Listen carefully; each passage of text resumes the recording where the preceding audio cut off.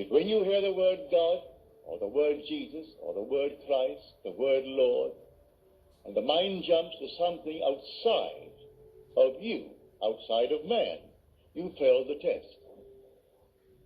Now we are told, by him all things were made, and without him was not anything made that was made. And that, I tell you, is your own wonderful human imagination. That what is now proved in the world was once only imagined. But this is the greatest of all secrets, the secret of imagining.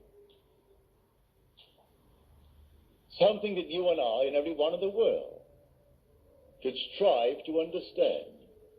For the secret of imagining is the greatest of all problems, to the solution of which everyone should aspire. For supreme power, supreme wisdom, supreme delight lies in the solution of this mystery. When you actually discover it, you discover God. You're finding the creative power of the universe. And when you're finding he is your own wonderful human imagination. You can only really scratch the surface of this mystery. One, imagination, it seems, will do little for our wish until we have imagined the wish fulfilled. As Shakespeare said, it hath been taught us from the primal state that that which is was wished until it were. So you and I want something, and we define our objective, how to realize it. If this power is within us, then we are the operant power. We do not seek anyone on the outside. It's simply within us. Well, how do I operate? If I could put it in this simple little frame, the subjective appropriation of the objective hope is the way to success. It's imagining as if it were true. What would the feeling be like if it were true? So I start from the feeling of the wish fulfilled. I must begin by feeling that I have already arrived. I have already achieved my goal. And catch the mood that would be mine if it were true. And then wear that mood. If I wear that mood as if it were true, I'll realize it in my world. A friend of mine who was here tonight, she thought that she had failed this past November in her visit to Pittsburgh.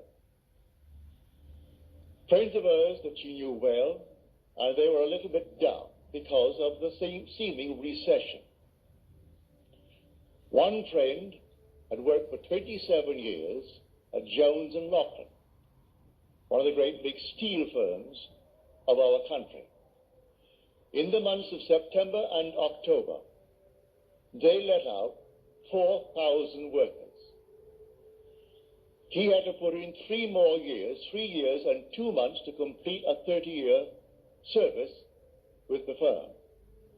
After 30 years, he could retire at a very good, I would say, retirement fund. But he also had 6 more years to go for his Social Security.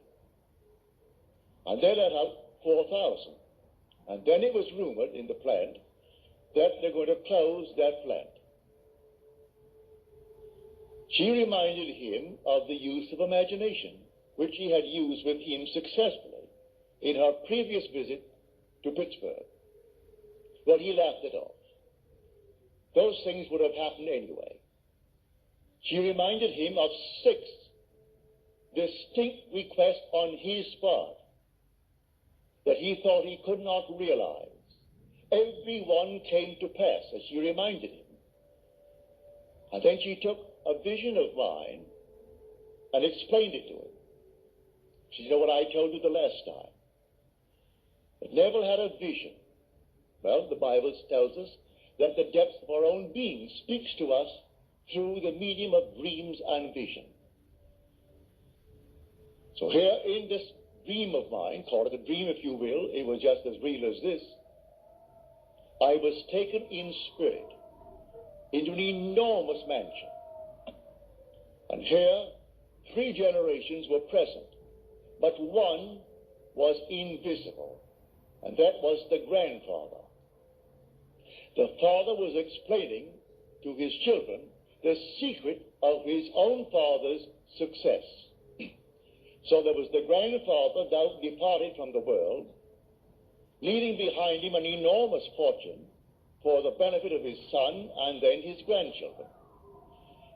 And so the father said to the children, grandfather used to say, while standing on an empty lot, I remember when this was an empty lot. Then he would paint a word picture so vividly of what he intended to do with that empty lot, that it ceased to be an empty lot, and you saw the structure that he intended to build. But he acted as though it was already a completed act. He began with the feeling of having arrived at his ideal for that empty lot. Then I woke on my bed, and I recalled the dream. And I knew that the depths of my own being had constructed that scene to instruct me. Here is one facet of the great use of this power called imagination, which is God. It was too early to rise, so I went back to sleep, and I redreamed the dream.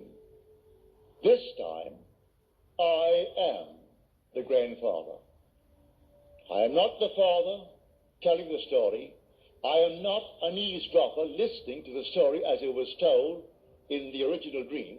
I am now the grandfather. Then I would say to everyone, while standing on an empty lot, I remember when this was an empty lot. So she reminded him of this technique. Now she said, you are afraid that you might be let out after 27 years and 2 months in Jones and Lockton. I will now remember when you were afraid. I will remember when you thought it all came to an end. That's one. He said 2 years ago, I was interviewed, and I thought it a very good interview. But after 2 years, it has never appeared in the trade paper.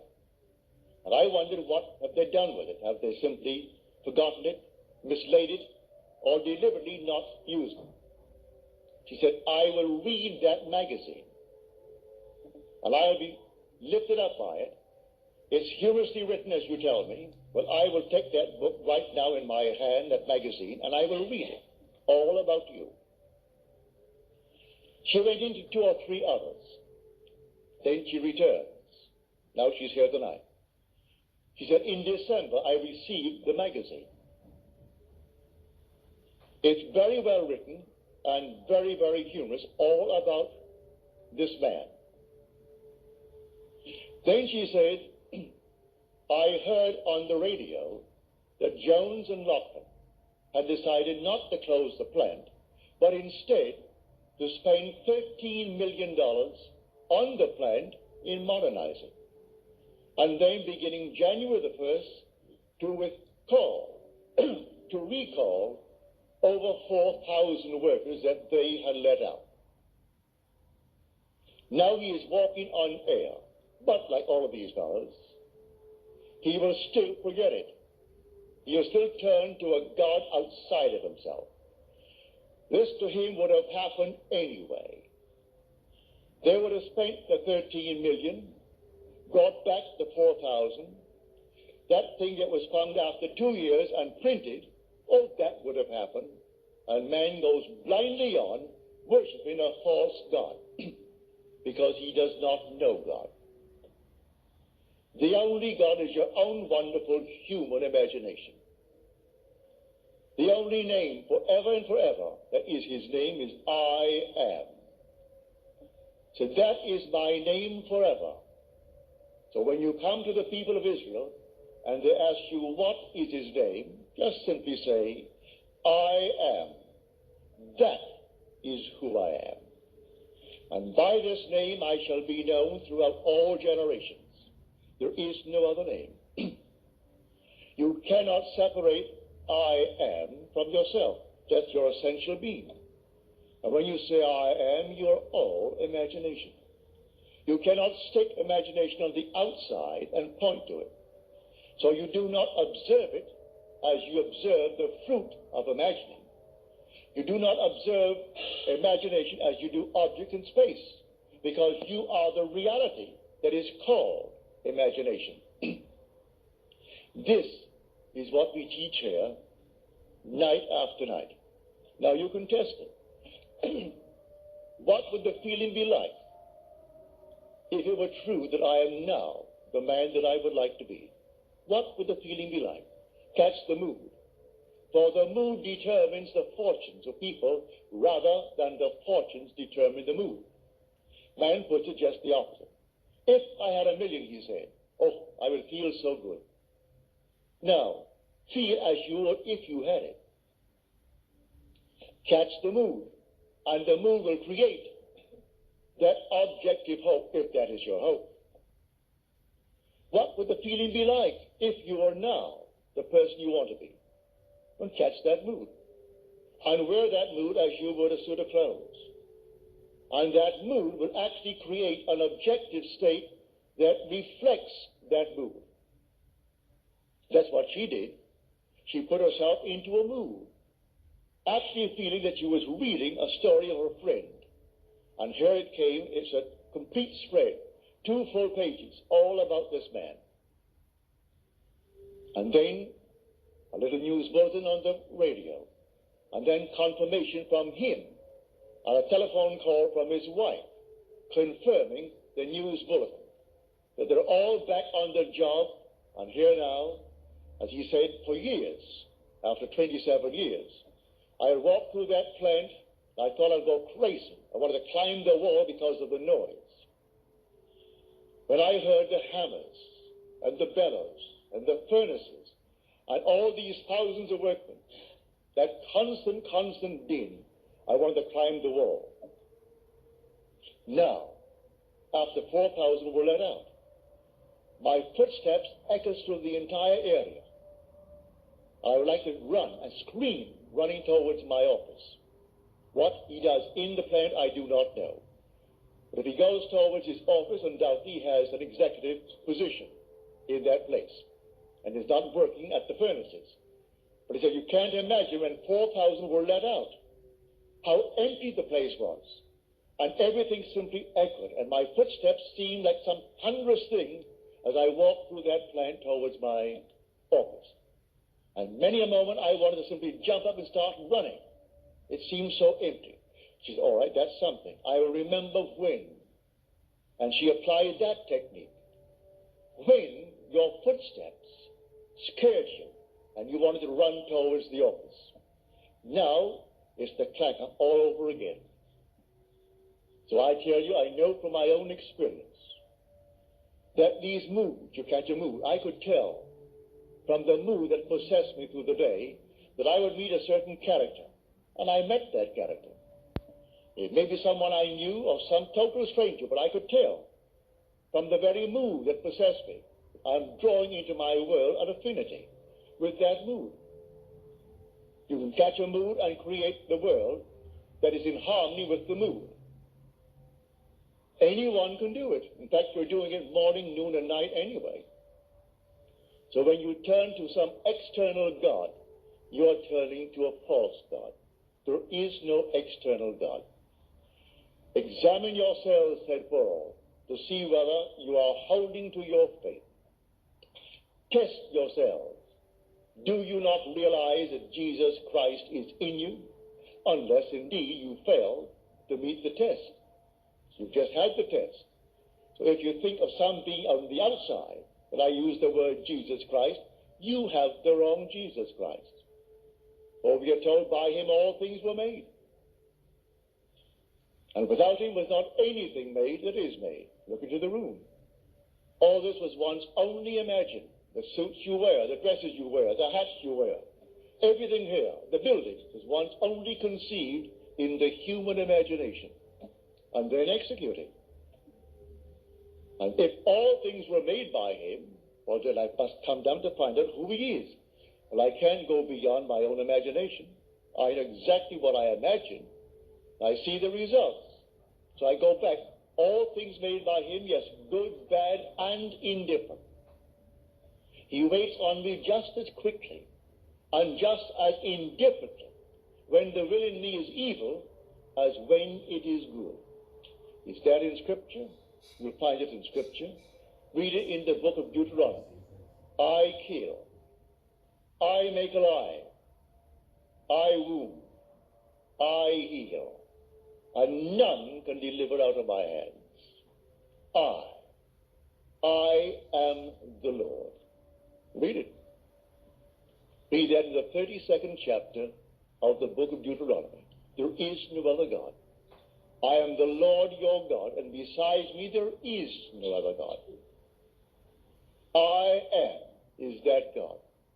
As we are told in the 46th Psalm, be still and know that I am God.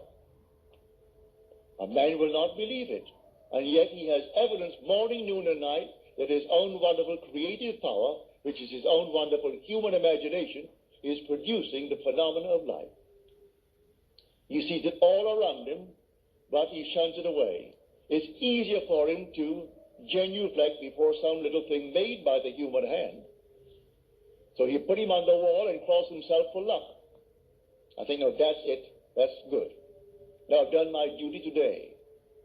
So he goes to church and he sings the hymns with all the others. And you think, no, I've done my duty, and give generously to the church. Perfectly all right. If you get any pleasure out of it, do it. But that's not serving the true God. If you want a social gathering, certainly go to church. Go to the coffee breaks following the service and ask 1% of those who come out of service, what was the text today? And he will look at you with some vacant look. What? What was the text? What did he say? What was the theme of his subject today? They don't know. But it's a place to go on certain days of the year, especially on Christmas, on Easter, and days of that nature. Others make it a point to go once a week. They think they're doing God a favor. You're walking with God morning, noon, and night. You take him to bed with you because your essential being is God. And there is no other God. Were he not within you, you couldn't even breathe. Your breath is God. Every child born of woman is God incarnate. If man only knew that, there could be no war in the world. Killing man is killing God. For every child born of woman is the incarnation of God. Whether you be black, yellow, pink, white, or any other color, there is no other being in this world but God. So the incarnation takes place every time a little child is born and it breathes and you spank it to get it to cry. That moment was the incarnation of God. And how can you kill him? How can you hurt him? Just teach him and show him what power is latent within him. For the whole vast world aches for the awakening of the imagination in man. And the story as told us in Scripture is a true story, but not as it's told. The day will come, you'll actually find yourself reenacting the entire drama as told us in the Gospel.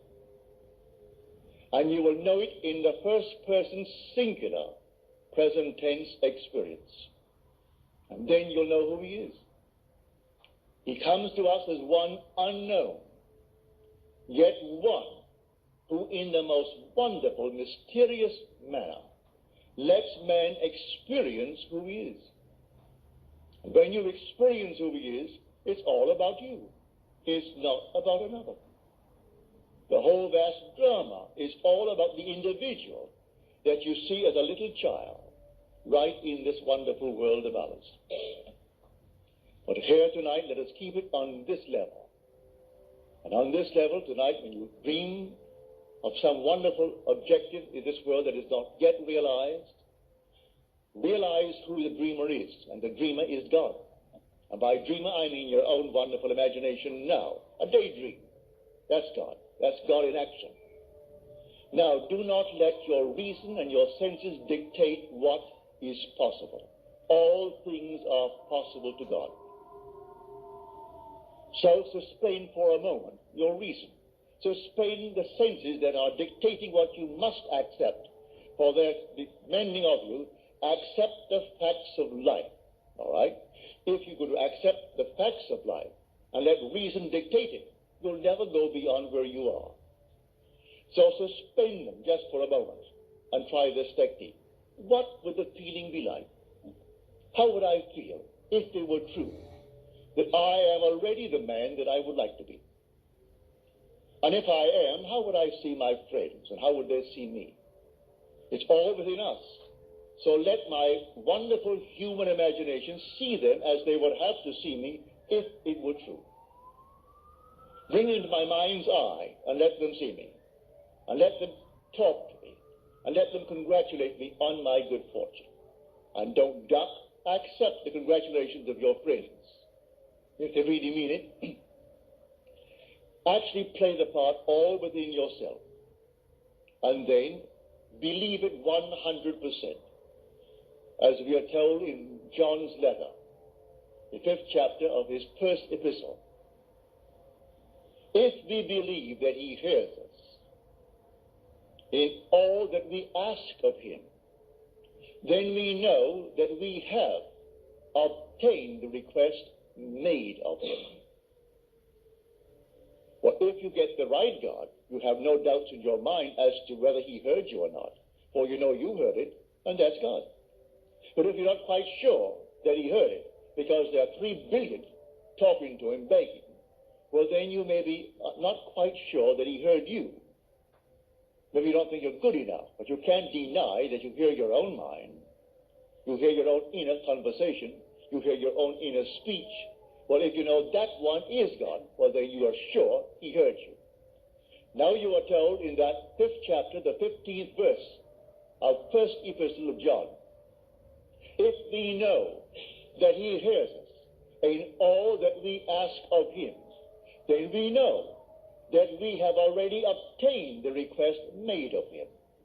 Well, all right, there's an interval between that imaginal act and its fulfillment, as there is between the creative act of a man and the birth of that child. Every little thing has an interval of time between the act and its fulfillment. A horse will take 12 months. A woman takes 9 months. The little sheep will take 5 months. A chicken will take 21 days. There are intervals of time. So the Bible teaches every vision has its own appointed hour. It ripens. It will flower. If it be late, then wait, for it is sure, and it will not be late. Different intervals of time. So it may take me a longer time. In this case, with this man, 2 months to bring back 4,000 who were unemployed. To put his mind at rest that he doesn't have now to feel that he's going to be fired. He can put in now the extra time. Only a little while, 3 years and 2 months will complete his 30 years with Jones and Lockton. And then, what's a man of his age? 6 more years, and then Social Security. So he'd have both. If it happened now, he wouldn't have it. He would be cut on Social Security, and he would be let out without a good retirement fund. So she goes back, and she reminds him that it happened before. He couldn't afford the roof for the house. And she said, I will see the roof on the house. I remember when it needed a roof. And so she simply, she told him, I recall telling you, I remember when it needed it.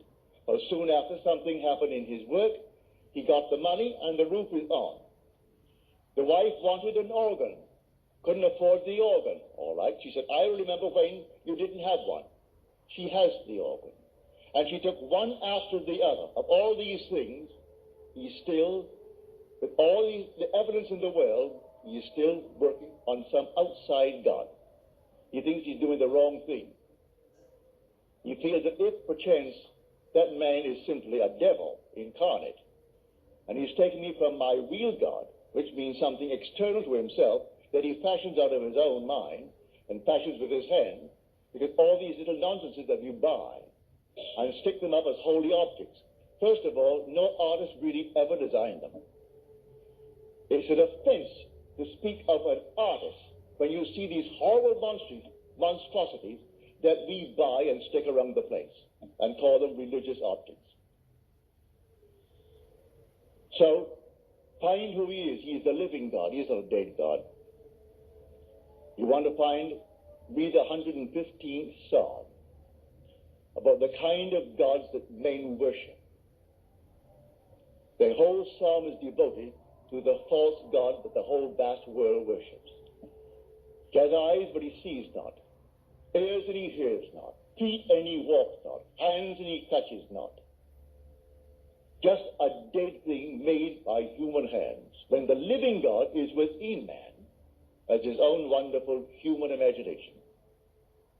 So I tell you that all that you behold, though it appears without, it is within, in your own wonderful human imagination, of which this world of mortality is but a shadow. All things exist in the human imagination, and everything you see as an objective reality was produced by imagining. Think of one thing, just think of one thing that would simply deny it. You can't think of one thing. So you go to the moon. You first had to imagine it. Had to imagine everything concerning the machine that took you to the moon. Everything in the world first has to be imagined and then executed. All right, the intelligence to do it will come, but you take the blueprint first and conceive it and dwell in it as though it were true. And no power on earth can stop it from becoming so. Your visions will clarify itself. At night, it's a different kind of a night. Your days are different. You see people different. You can't walk by any man and not see him God incarnate. Can't do it. Even if he has the most horrible background. And he said simply, well, a murderer. And it's proven that he is. You still see God incarnate. But so sound asleep, the poor thing doesn't know. If you can only just get to him and show him that he really is God incarnate. And the one he thought he killed, he's been restored to life. Not to the senses of man, but he is restored in a world just like this, terrestrial just like this. About his business, he continues his work until he too awakens from this dream of life. But all will awaken eventually. But why not start now? Start now to tell man who he really is. God and man are one. Man is all imagination, and God is man, and exists in us, and we in him. The eternal body of man is the imagination, and that is God himself. Nothing but God in the universe. All God. And eventually, you and I will awake, because God is one, not two. You and I are one. Without loss of identity. That's one of the strangest mysteries in the world. Without loss of identity, we are one. I know that from my own personal experience. We are one. And yet, I'm individualized. And you are individualized. And we tend forever and forever toward ever greater and greater individualization. And yet, we are one. And I will bring that out to the best of my ability as we proceed with these series of lectures. You will hear it. But tonight, if you're here for the first time and you want something practical, you apply what I've told you. First, have an objective. You must have an objective. You can't say, well, I don't know what I want. Well, all right. Come back the next time. Ask yourself, what would I like of life? Don't be ashamed to name it, what would I like of life? Well, then, try to get some objective. Now, prayer, as far as I'm concerned, is nothing more than the subjective appropriation of the objective hope. That is the way to success. I appropriate it subjectively. How do I appropriate a state subjectively? Well, suppose now, this very moment, I wanted a ball, an ordinary baseball. But there isn't a baseball in the room, all right? But I want one. I would actually assume that I am holding a baseball in my hand until I can feel it. You think you can't feel it? Well, now try it. Try to feel what it would be like if you held a baseball. Now, to prove that you have held it, see what it feels like, the difference now, a tennis ball. See any difference? All right, a golf ball. See any difference? A piece of silk. You feel any difference? If you can distinguish between these many objects, though they are subjective, then they must exist somewhere. If you can actually separate them in your mind's eye and distinguish between these objects, I can begin to feel, begin to sense, begin to smell a rose. Well, a rose doesn't smell or doesn't actually have the odor of another flower. I can detect the rose. Now a lily, an Easter lily. I can detect that. Well, what does it do? Well, I'm going to get them. Someone will think of Neville and send him a flower. And it's going to be the flower that I'm going to actually feel and touch and smell. It works that way. Money has an odor. It's unlike any odor in the world. It's more fragrant to the miser than the most marvelous perfume in the world. He can tell it. You put a money bag to his face, and it's like putting roses to mine. He loves it. He can smell money, can feel it. Money has a distinct feel about it. Put a $20 bill in your hand and ask you to feel it, and then put another piece of paper in your hand, and you can tell the difference. There's a difference. It is an odor to it. All this is part of the inner man, that all things are possible to him. Try it. Before you condemn it, try it. And if you have the evidence to support my claim, well, then it doesn't matter what the world will tell you. If he laughs at you, so what? So they laughed at everyone who had an idea that seemed a little bit off-center. Always laughed at it. They laughed at the idea of going to the moon. Well, now it's an accomplished fact. There's still those who won't believe it happened, you know, because they don't want to believe it ever happened. There's those who said you couldn't go down and actually live underwater. Now we have a submarine. There's still those who won't believe it. You can present them with all the facts in the world, and they won't believe it. So I tell you, you try it first. And if it proves itself in performance, it doesn't really matter what the whole vast world thinks. Go about your father's business, which is yourself, and then live a full and wonderful life in this world of Caesar. And the day will come, you will actually depart this world. I mean this age. Because those who are departing it now, unless they are awakened, they still find themselves in a world just like this. But those who have awakened, who have experienced the second birth, the birth from above, find themselves in an entirely different age, where they're all imagination. And they are perfect. And wherever they go, everything is perfect. You don't have to raise a finger to make anything perfect, because they're perfect. All things must conform to them, for they're perfect. That's heaven. So heaven is not an area, it's not a realm, it's a body. And when that body is awakened within you, which is the wonderful human imagination completely awake, then wherever you go clothed in that body that is completely awake, everything is perfect. If you found yourself in a forest of dead trees that all burst into foliage. In the desert, they would all bloom like the rose, because you are there. No blind man, deaf man, no handicapped man could stand in your presence. He would be instantly transformed into a perfect man because you are perfect. That's heaven. It's harmony. So it's not a place where you're going to go, pearly streets and all that nonsense. No. It's just simply you in a world that is perfect because you are perfect.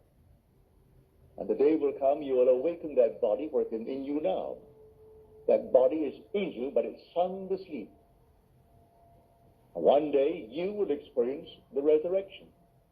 And you'll know the mystery of the resurrection. When you rise, and you rise within yourself. For the grave in which Christ is buried, if the Lord is buried, is your own skull. That's where he's buried. And in that tomb where he is buried, one day he will awake, and he will come out of that tomb. And it's you who comes out of the tomb, and you'll know who you are. He is buried in every child in the world, this universal being, and yet one. Billions of us, and yet only one Lord. And that one Lord, in his fullness, is buried in you, individually. And when you awaken, you are he. So tonight, take a go. Make it a lovely go, either for yourself or for another. Any time that you exercise your imagination lovingly on behalf of another, you're mediating God to that other. So, bring a friend before your mind's eye. Represent him to yourself as the man or the woman that you would like them to be. And don't tell them, ask for no praise, just assume that they're talking to you and telling you the most marvelous news about themselves.